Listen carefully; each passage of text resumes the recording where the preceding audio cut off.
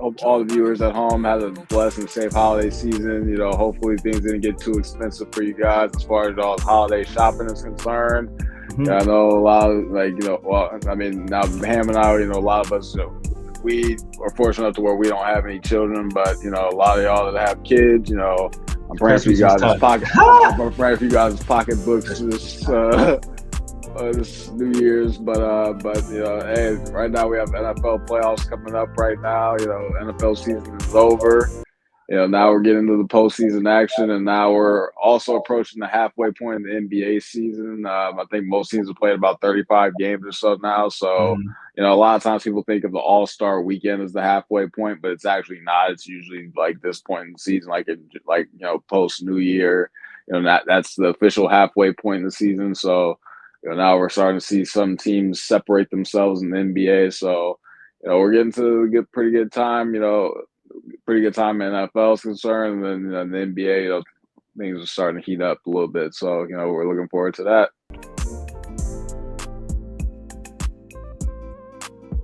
The Lakers, they lost a close one to the Houston Rockets, who are a surprise contender in the Western Conference. The Lakers, they ended up falling behind by 20 points, in the first half, and then they ended up battling from behind the second half. They had, LeBron finally got going in the third quarter, but unfortunately, it wasn't enough for the Lakers to be able to pull it out in the victory at the end. A little bit of controversy at the end when it comes to certain calls that went against Lakers' way, but in my opinion, the Lakers shouldn't have put themselves in a position to be. But in my opinion, the Lakers have played better in the first half. They wouldn't have been in that position. So far the Lakers are also 2-2 since the trade for D'Angelo Russell for Dorian Finney-Smith. The Lakers are 2-2 since they made that move. So Ham, so what is your reaction to how the Lakers have looked as far as incorporating the new guy into the lineup so far?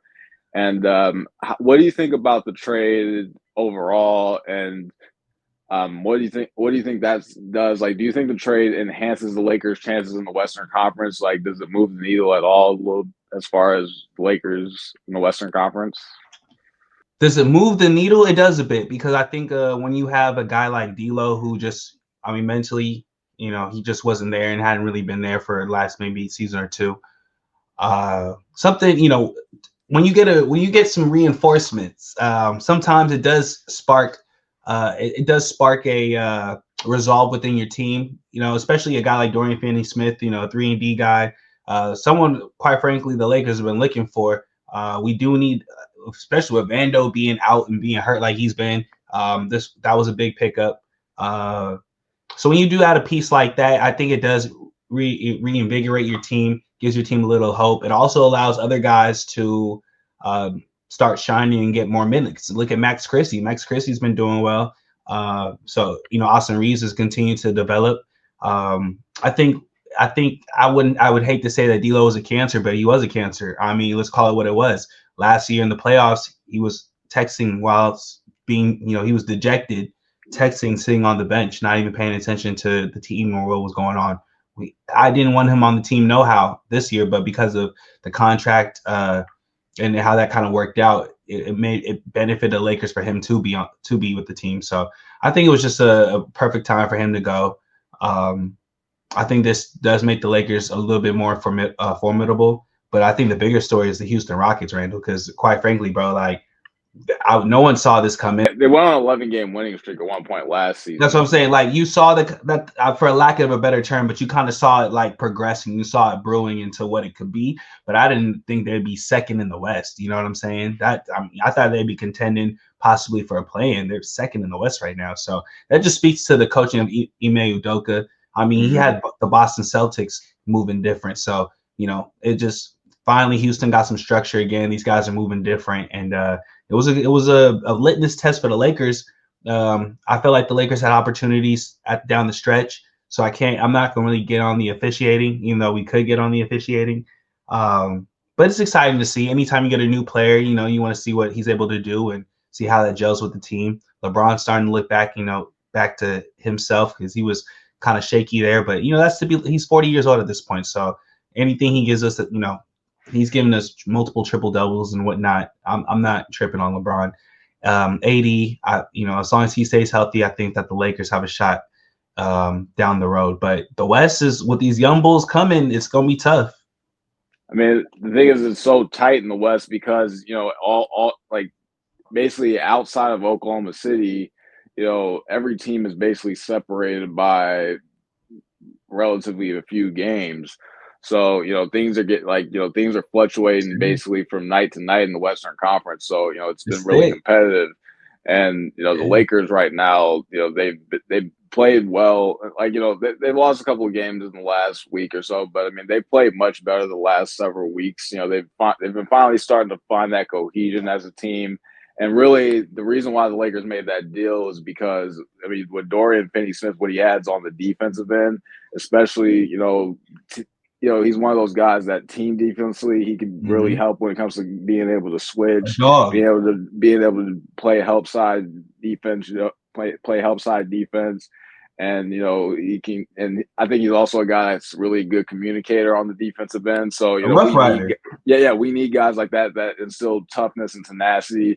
I think when we first traded for Dorian Finney-Smith, I think he talked about how, like, this was his first time really talking to LeBron like that, because before, when he was on previous teams, he wasn't really known for being one of those guys that really talks to the opposing team in general. Like, he's one of those types of guys, and I think that's pretty rare in today's day and age, given the fact of how, buddy, a lot of these guys openly are, post game, pre game, they're hopping on each other's podcasts and whatnot. So, I think that's a bit of a refreshing mentality as far as, the buddy NBA is concerned. So, I think Dorian Finney-Smith, like him instilling that, tough mentality, I think that's really something that's been missing with the Lakers, because, we just didn't really have anybody that really was a lightning rod. The Lakers ain't had no dogs. Yeah, exactly. This is all what it is. We ain't had no dogs in a long time. We ain't had no dogs. It's a lot of pampered puppies over there right now in LA. Ain't no dogs. We need some. Well, there's not that many. There's not that many in the NBA, period. But that's a whole another conversation for another day. That's that's kind of adds to some of the discourse as far as. We can talk about the NBA. Don't get me started. That made me sad. Don't get me started. That could be. I grew up with. We grew up with the dogs, Randall. What's going on to the game? I love, we watched the NBA in the 2000s, rapping the 2000s, that was dogs in the league. Oh my God, there was dogs in the league. The rap we was listening to and the ball was played back in those times. Bro, hold on. Just as a quick aside, man, like on Instagram, like somebody posted like it was like a video of it was a picture of Victor Wembanyama, and it was showing that he had like just as many blocks as he did 3-point shots. And so in the comment section, I was like, evolution, my behind. This is what you new booties want. Like, this is cool to y'all. Like, to see a 7'6" man who has the same amount of 3-point shots than blocks was very, very, very, like, I'm just like, well, this isn't the game. Like, but you also got to think about, like, I mean, Wemby is getting a crazy amount of blocks, though. Like, that's insane. But like, no, it was like 206 blocks to like 209 threes or something like that. But my point is, like if you, I mean, not saying you, but like if people are cool with watching like a 7'6" shooting guard, like if that's the type of basketball cats want to watch nowadays, I'll stop talking. But for cats like me who remember what the game used to be, like, Yao Ming was 7'6" and he had a mid-range game. Yao Ming, you know what I mean? He wasn't completely. Yao was in the post. He had a post game.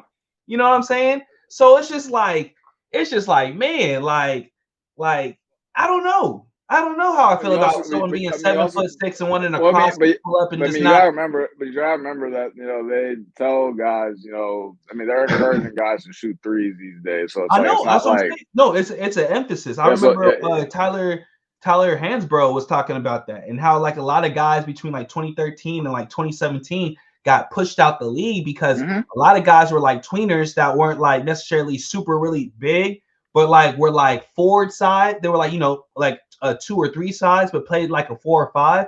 But it got to a point where like cats had to start shooting. So if you couldn't shoot the 3 ball and be a stretch 4, you got pushed out the league. You know what I'm saying? I don't know, man. I feel like the 3 ball has just taken over There the just league needs to a be little bit too much, there's and everybody uses the 3 ball. Everybody plays the same type of style of ball.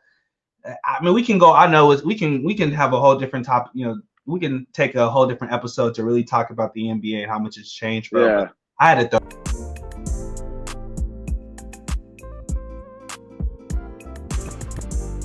Kawhi Leonard did just make his return on Saturday against the Atlanta Hawks.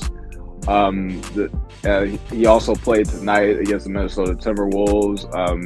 They've been playing him in 7-minute spurts, so I believe he's been getting 21 minutes tonight over the first 2 games, and then he hasn't played the fourth quarter in any of these games. So Ham, as far as Kawhi Leonard's return, what does Kawhi Leonard's return do for the Clippers in the West, and how are the Clippers going to be able to adjust with having him in the lineup now with limited minutes? I waited for this day, Randall. I drafted Kawhi Leonard, and I had to stash him with my injury for weeks, so months. I've been waiting for this day. Clippers are currently 7th in the West, 20-16, right there in the thick of things with the Lakers and the Mavericks, and go up and down. So, like I said, I've always said that we have to wait until Kawhi gets back. Well, Kawhi's back. He's getting acclimated to the offense. So I'm gonna give him another, 10, 15, 20 games and really reevaluate the Clippers. I would say closer towards February, towards right after All-Star break, and see how they are. Well, I say right about the All-Star break and see how they are right there. But it's just, I mean, you get a guy like Kawhi Leonard back healthy, and he's healthy. Yeah, I mean that puts the Clippers up there, and also allows the Clippers to compete for a home court advantage. I said last year that if the Clippers could just wade the storm until Kawhi gets back with the role players that they got, I like the Clippers role players better than I like the Lakers role players, to be honest with you. As far as like a fit for who's around them as star wise, I like the Clippers role players better. I think they have more dynamic role players, guys who can create their own shots, in addition to some big men, like a big man that can come off the bench and produce from them from a big man standpoint. So I like the Clippers. I'm gonna hold off until Kawhi gets healthy again, but seeing him back in the hooping again is good for the league. It's good for Clipper basketball. Yeah. Well, when it comes to the role players, the Clippers have, like they don't have like for what they don't have, like they don't have a second star like that's as good as Anthony Davis. Like they don't have a good number 2 as Anthony Davis is. But I do think but they do have guys basically 2 through 7, 8 guys that like a lot. They're 2 through 8s like can contribute a lot more, because I believe the Clippers are. I think they're 4th in the NBA in defensive rating, and they're all and also with Zubac, they're one of the top rebounding teams in the league. Now, I think one of the major issues that the Lakers have been having all season, I think what Dorian Finney-Smith also brings to the team is like he also gets hustle plays, like some of those hustle rebounds, and the Lakers have been getting outside of Anthony Davis. The Lakers have been getting killed on the glass. So, but now the Clippers, on the other hand, Zubac has been gobbling up everything on the glass, and and I think that Derrick Jones Jr. has been a very good acquisition. That was a big pickup. As far as adding the perimeter defense, Chris Dunn's actually been pretty good on the defensive end too, as well, off the bench. That's what I'm saying. I mean, they got Kevin Porter Jr. Like they got some guys who can create their own, and then also some Rough Riders. They got a couple guys on their team that can do something. They got Mo Bamba coming off the bench. You know what I'm saying? As far as adding more like depth with rebounding and stuff like that. I mean, he's not no scorer, but to your point about Zubac, when Zubac gets out, then they substitute him in. But they can go. But they have options to where they can go. They can also match up with small lineups too. If they're versatile enough to where they can also be able to handle small lineups too. I agree. I'm just looking at the roster right now, and I'm just like yeah, there's a couple guys I don't know, but like when you got a veteran like PJ Tucker on your squad, who's he's telling these young cats how to be a dog. You know what I mean? Like, well, I don't really see PJ Tucker around like that though. Like, not like playing, but I mean like as far as like being a veteran presence in the locker room. You know what I'm saying? I don't know. Like he was kind of like PJ wasn't. You don't think he's like there? You think he's no? Like I think he's. I haven't really been seeing him on the bench like that, man. I think he's like at home. He's been at home, I think. You don't think he's with the team at all? No, because last year, like when he wasn't playing, like he wasn't, really being that as good of a vet last year as we thought, as he was brought in to be. He was kind of bitching about playing time last year. It was documented.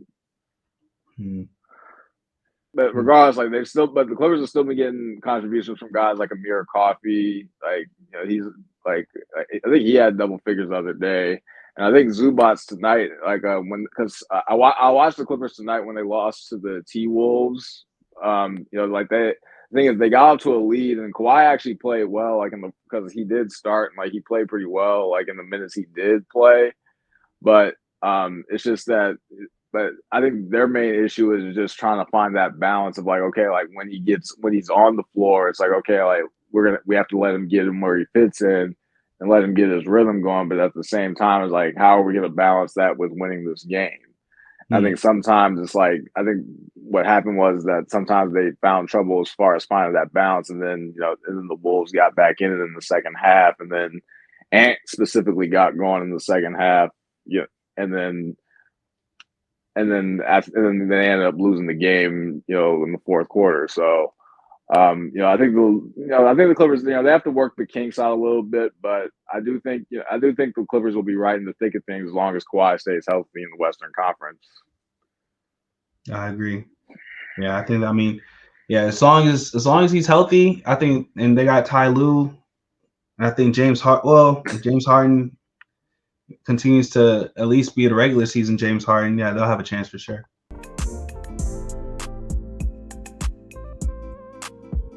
Los Angeles Rams have completed their season. They have won the NFC West.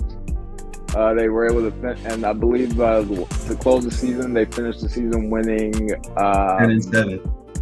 Yeah, they finished 10-7 on the season. After a 1-4 start, by the way, the Rams started off 1-4 going into their bye week. They ended up finishing. They winning 9 of their last. 9-3. 9-3. They won 9 of their last 12 games in order to finish 10-7. Good enough for the 4th seed. They will host the Minnesota Vikings on Monday Night Football and the NFC wildcard matchup. So, Ham, what do you like about what the Rams did the last part of the season and making their run to the NFC West crown? And the second question is, what do you anticipate for the matchup for the Vikings, and what's going to be the key to the Rams pulling off the upset? The Vikings are a very tough team coming in with a 14-3 record. They've been one of the top teams in the league. So, Ham, what do you expect for the Rams on Monday night going up against Minnesota? Against Minnesota, well, first off, let me just say how proud I am of the Los Angeles Rams. Start off 1-4, no Puka, no Kuka. You know what I'm saying? Our big dog Aaron Donald retired. I was nervous. I can't lie. I mean, I kept hearing good things about the rookies and whatnot, but I was nervous. To see what the Rams were able to do. Just really this window. We haven't really talked about the championship window of the Rams. To me, this might be it, but it's still open. I mean, they won a championship 3 years ago, and then after 2 years, 1 year, everyone was hurt. And last year we went up against Detroit. Arguably could have won that game if they called a roughing the passer, but I won't go there. So I think Matthew Stafford is playing lights out football. One can make an argument that he's top 5, top 7 in the NFL right now, quarterback play as top 5, top 7 quarterback. Matthew Stafford. I'm sorry, I'm gonna have to go yes. No, there's a lot of good. Look, I mean, Lamar. Josh Allen, Joe Burrow. I'm not giving it to Pat. Not this year. He ain't been playing like his record's good, but Patrick Mahomes ain't been playing. He's a better than Stafford this year though. Still, What, bro? They're 15-2.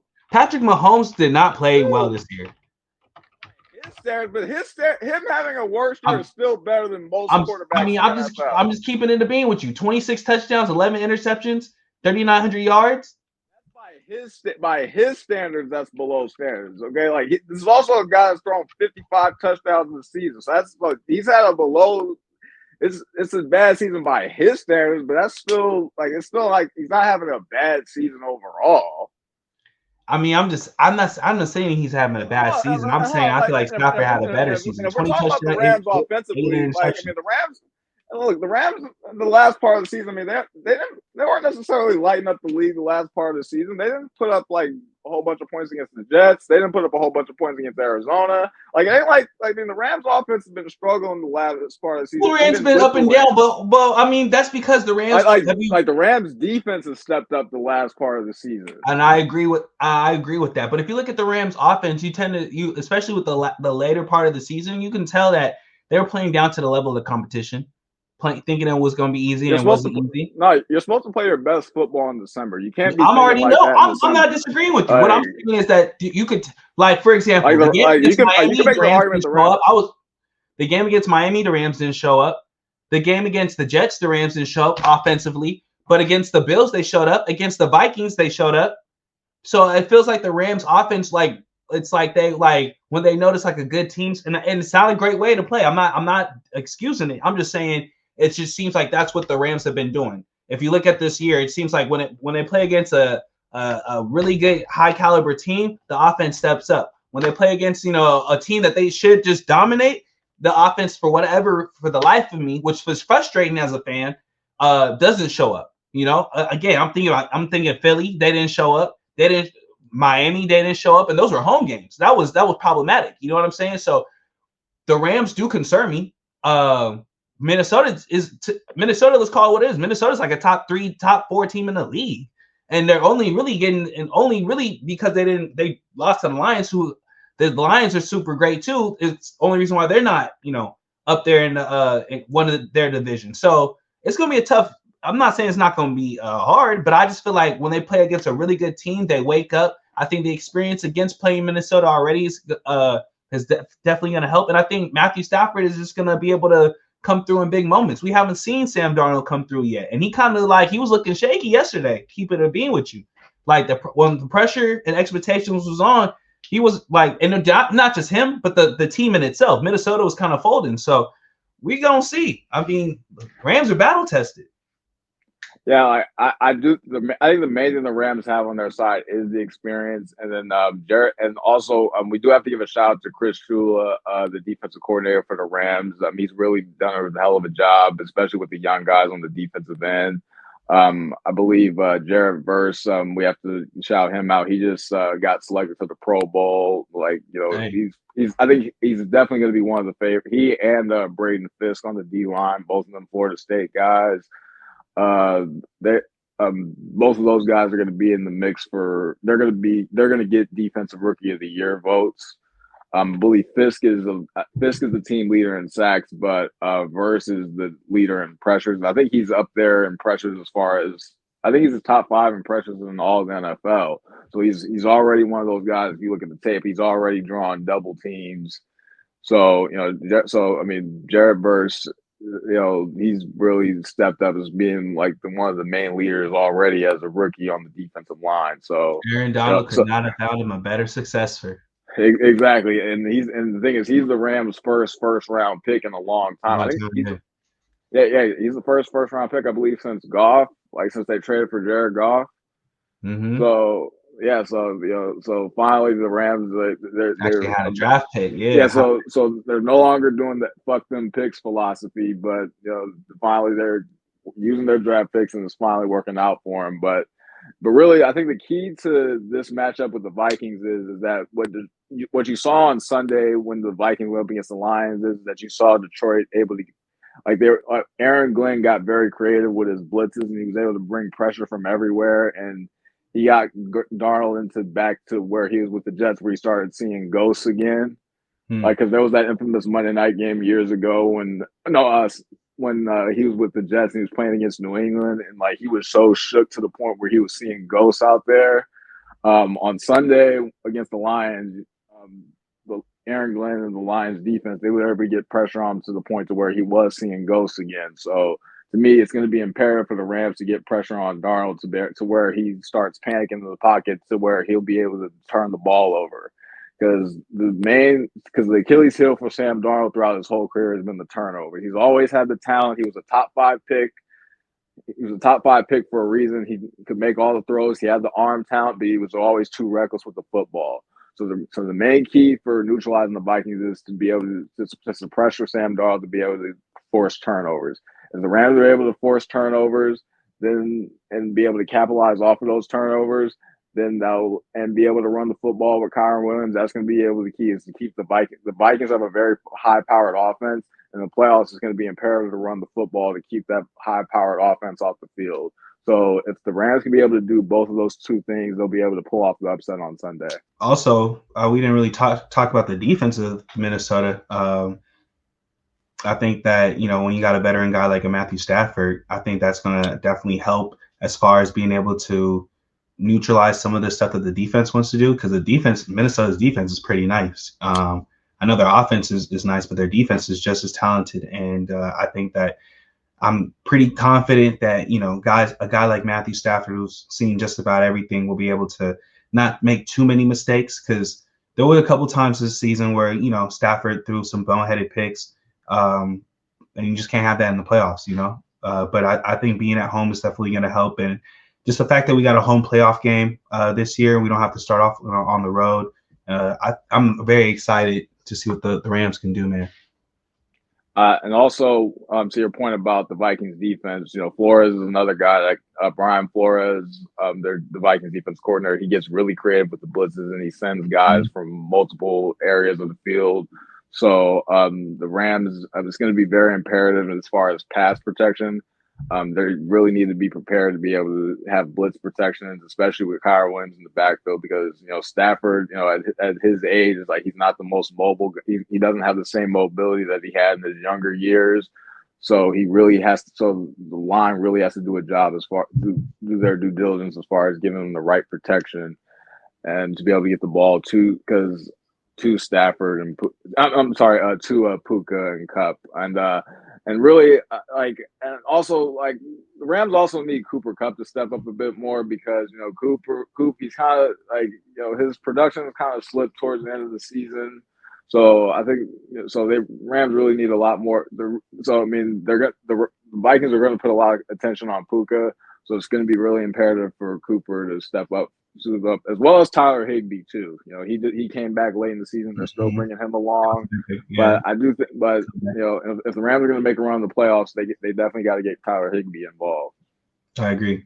Kyron Williams got to go off the run. He got to be able to run the ball. But yeah, it's got to be a whole effort with the offense. The defense got a couple young guys, and I'm excited to see what they can do. But it's because Rams are gonna have to outscore guys. I think of that Buffalo game still. Like we won't have to go like that in order for us to really go deep into the playoffs. But I do feel confident about our chances, and I can't wait to see what happens.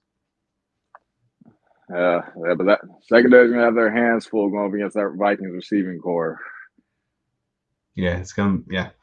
But yeah, the playoff times here, man. It's gonna be exciting. But we made it, baby. I'm just glad that we in it. You know what I'm saying?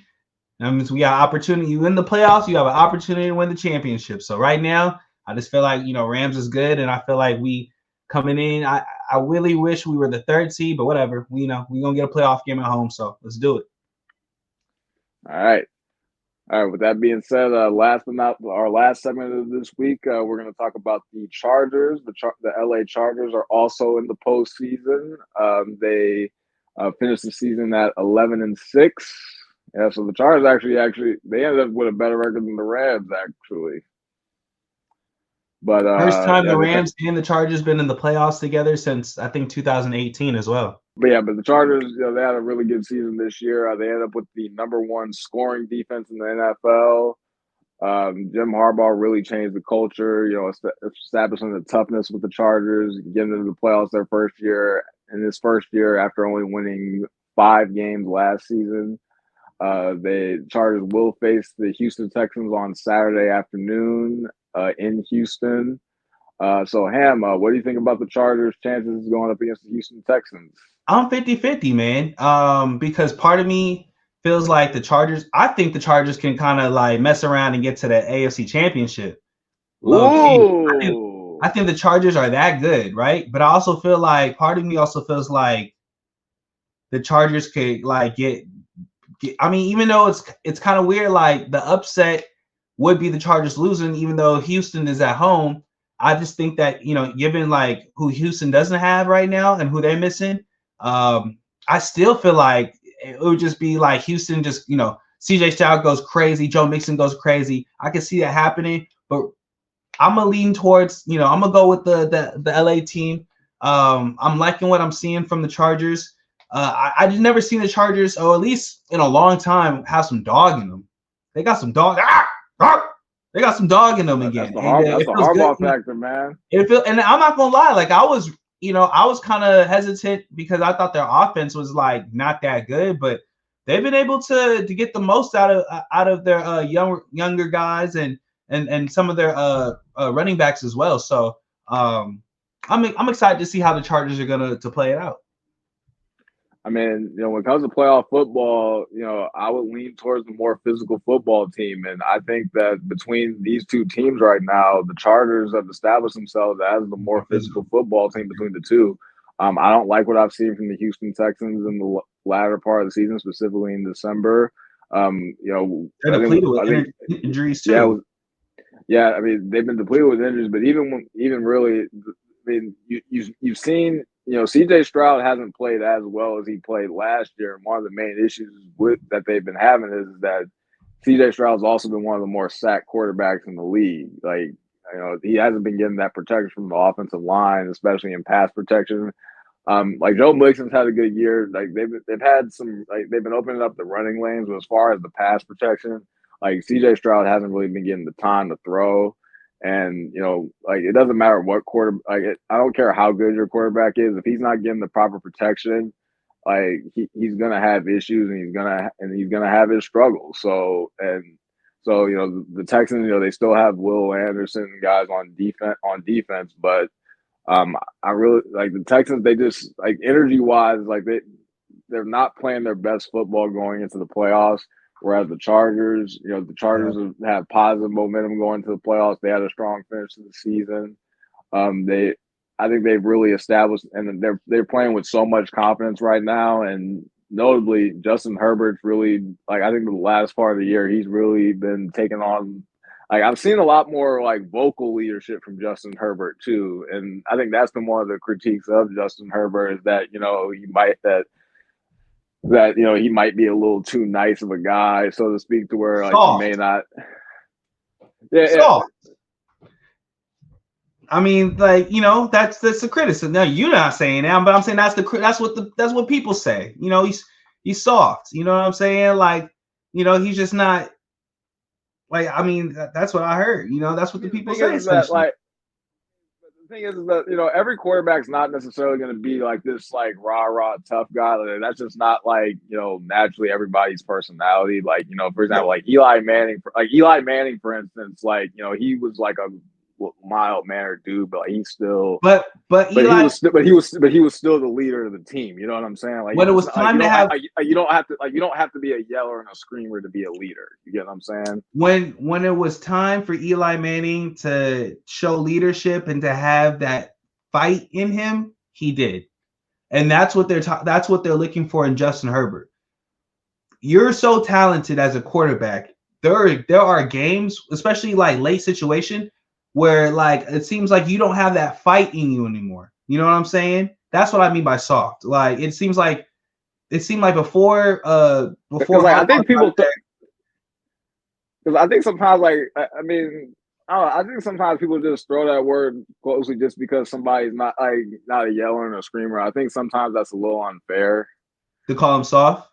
No, I think sometimes we're too quick to call guys soft just because they're not yellers and screamers. You know what I'm saying? Well, I mean, Like, I'm not like, even like, you, like, you, like you can show toughness in different ways. For right. instance, like if you for example, like if you're a quarterback that gets like sacked a lot or like takes hits and like keeps getting up and like plays through injuries and stuff like that, like you can that's how you can show leadership and toughness Right. with your guys, without necessarily being like the most vocal guy. You know what I'm saying? I agree with no disagreement there. I would say that the indictment on Justin Herbert though has been that like he'll get the lead and he can't sustain the lead, or he can't win, he can't close.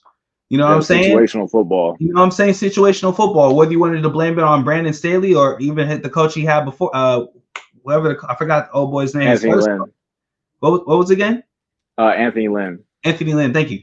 Like he couldn't close, you know what I'm saying? And now it seems like he's able to close a little bit better. Maybe the schemes are better now.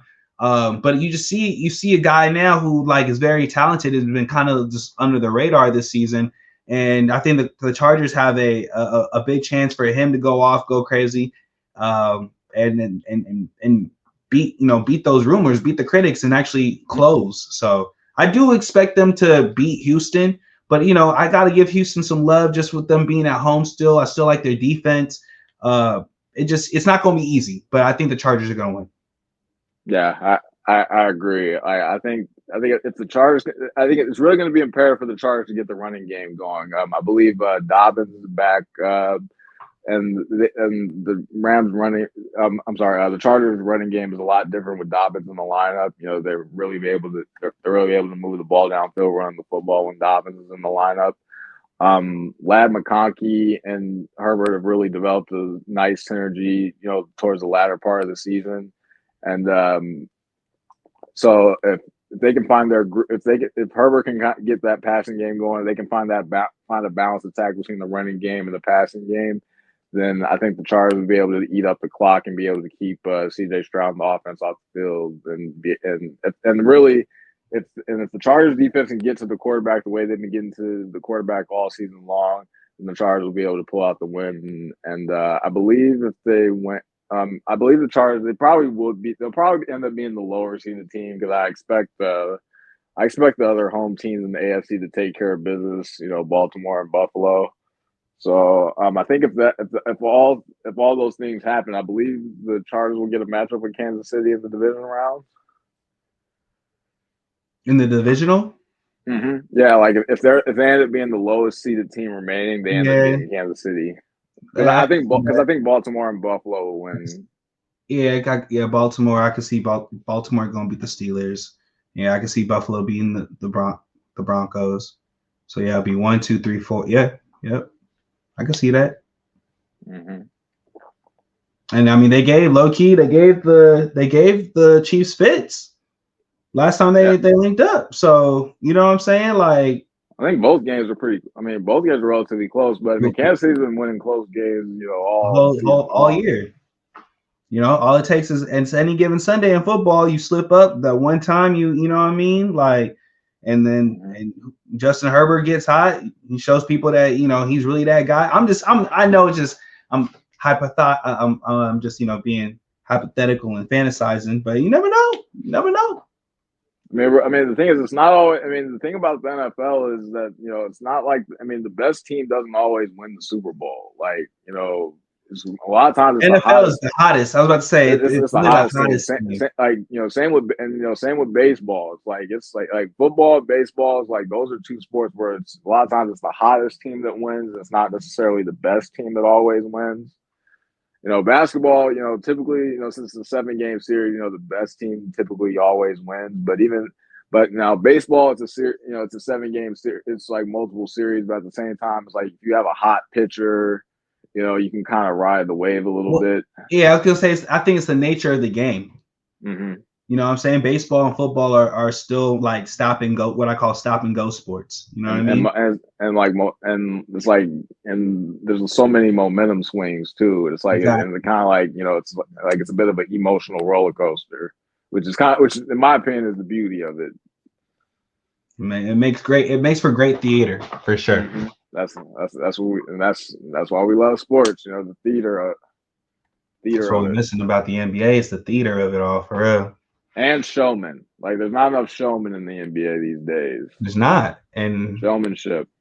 It's not a lot of showmanship no more. Well, and I blame the league for that, because the league, ever since the Malice of the Palace, the league wanted everybody to be friendly. So like now, if you like that like everybody's clutching last week with Hero and old boy from Detroit or old boy from Houston, the Rockets. Yeah, when they got into it, I like that, because I was like, man, like the NBA is so soft now. Like they want, it's so soft, and I get it. You partnering up with Disney, you can't have people fighting and stuff, but y'all done got so chummy that it's like the showmanship. It used to be in the 2000s, a lot of dudes had egos, and so like it was like on some, you ain't gonna score on me, you know what I mean? And I'm not saying Cat's probably not thinking like that now, but like to your point, the showmanship of it all, like to be out there with it, like you ain't like KG, like you ain't scoring on me, you know what I'm saying? Like you don't really see that no more, man. And I don't know, I miss it. Because really, it's just that, like, because for example, one of the things I appreciate about, because that's what I appreciate about when Trae Young goes up against the Knicks, for instance. It's like, Trae Young embraces it. Yes, you could tell that he embraces that heel role when it comes to going up against New York, and like you can tell like the crowd in New York gets into, like New York crowd is with the guard. Like, that's what I'm saying. He plays to the crowd. Too. So it's like that. Blessed they living, every time. Yeah, exactly. And like that. And the thing is that, like, but even for the Knicks fans, it's like, when they're gonna have memories of that. When they go, they say, hey, like I was at the Garden, trolling Trae Young. They're gonna have memories about that. That's dang near they generation of Reggie Miller. You know what I'm saying? Yeah. Like for real. No, that's a great point, because when you really look at the league, like who are those guys that you like? That's what that's exactly what I was trying to say in the in the group, in the Instagram comments that I was going off of with these YNs, man. Like these guys just don't wow me. Like there's no wow factor to these guys. You know what I'm saying? Like especially when it's almost like the WWE. Like no shade to the WWE, but bro, like when you grow up with The Rock, you grow up with Stone Cold, and you grow up with Triple H, and you grow up with Shawn Michaels, HBK, and Mick Foley, Mankind, The Big Show. Like you grow with these guys, it's just hard to watch like who's here now. It's like they tight, but they ain't got it. And that's how I feel about the NBA. Jason Tatum's cool, Victor Wembanyama's cool, Luka's cool, Shea is cool, Ja's cool. You know what I'm saying? Trae Young's cool. All these cats young, they can hoop, but they don't wow me. They don't wow me like an AI, like a T-Mac, like a Kobe, like a Steve Nash, like a Shaq, like a KG, like a Paul Pierce. Oh my God, man! We even started talking about the dogs, the Tony Allens, the Meta World Pieces, the Ron Artest. What? The Shane Batty Ice? I say Ron Artest. I grew up with dogs.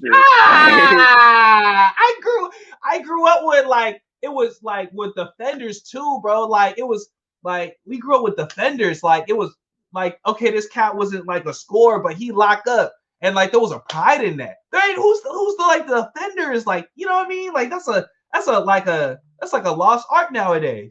You know what I'm saying? I know we brought up Dorian Finney-Smith. He like one of them, but it's not too many of them no more in the NBA. I know. What's his name? That plays for the Rockets, used to be on Memphis. Dylan Brooks. I like him. Brooks. You know what I'm saying? Play that villain role. There's just not too many guys like that no more, man. So it's like, dang, the stars of yesteryear, they gone. And it's like the showmanship is gone. And then you got these new guys who just, it's like they don't even care about what it means to be in the NBA. It's like, bro, like, you don't remember what that love was? They don't understand. Well, I think, I mean, I don't want to be sound like somebody's dad or anything, but like, like, they don't understand like the responsibility that comes with the. They sure don't, bro. And why would they? Of being a star. And why would they? These guys have been. Think about it. Think about someone, bro, who's like Zion Williamson's age, right? Someone who's 24, 25 in the league right now. These guys have been famous since they were in elementary school, on social media, elementary school, middle school, on Instagram, on YouTube. Like these Like, guys imagine being forever now. like So a by high the time school, they get to the league, these guys don't care, bro. What? like They like get their high, second contract, they done. like having a like imagine going to high school and like having like 100,000 followers on Instagram. LaMelo Ball, Lonzo Ball. Like, These were literal basketball stars before they even touched the NBA. Literally, money, hundreds of thousands, millions of dollars. No, but they were teenagers. But they were before. So by the time they get to the league, you think these people they care about the sanctity of the NBA, the sanctity of the game? Hell no.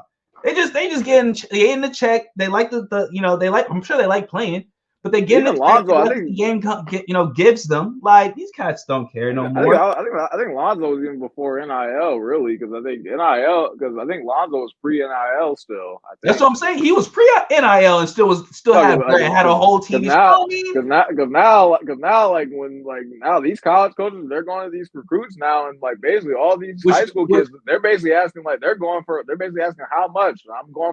They're going for the highest bidder. Which I have mixed emotions about, because I want college cats to get paid because the colleges are getting paid, so get paid. But it goes back into like, bro, these cats already got hella transfer portal shit, no like where they just were you seeing guys like, I think I saw a kid that was transferring from, I think that was a kid that was going from Cal to SC, and then he ended up transferring back to Cal again. Guys are just going back and forth and guys are like free agency. They're not even in the league. So by the time they get to the league, bro, they already got bread. Like I bet you by the time they get their second contract, a lot of these dudes don't even care no more. They just it's just a job at that point. Guys are playing college football until like 27, 28 years old, dog. They're transferring a whole bunch of times and still keeping their 5 years. There's like 7 years because of COVID, bro. There's like 7-year seniors now. It's cats that graduated high school in like 2017 that's still in college playing ball, and in football and in basketball. Like what? Like what year you graduate again? Like what? It's 2025. You know what I'm saying? Oh man. Anyway, we're kind of getting off topic here. Yeah, but, we're gonna have to have an episode where we really dive, because we old enough, bro, to remember what the game was. And I'm not listening to these YNs that want to tell me that I'm sitting on my porch and the game, need to evolve. I'll go. We gonna do that episode. But yeah, man. But yeah, now this was a great episode, man. It was great chopping it up with you, Randall. Getting back to that, getting back to this 2025 stuff. You know what I'm saying? Just grinding and talking sports, man. So yeah, bro. And we're gonna have more content coming up for you all throughout 2025 here at Palm Street Perspective. Thank you guys for watching. Follow me on Instagram at Rand_Hamilton. Ham, any plugs? Follow me on Instagram at Hennessy Ham. If you want to get at me about anything sports related, also find me on TikTok at 818 Hammy, because I've been talking a lot of mess about the NBA because I ain't been happy with the NBA. So on my TikTok, I'm really going at it with people. All you YNs, I'm going at it with all of y'all. Also subscribe to the SOS channel. For sure. Yes, please subscribe to the SOS channel. Shout out to Stacey, by the way. All right, for sure. All right, Palm Street Perspective, we are out. See y'all. We out. Y'all take care.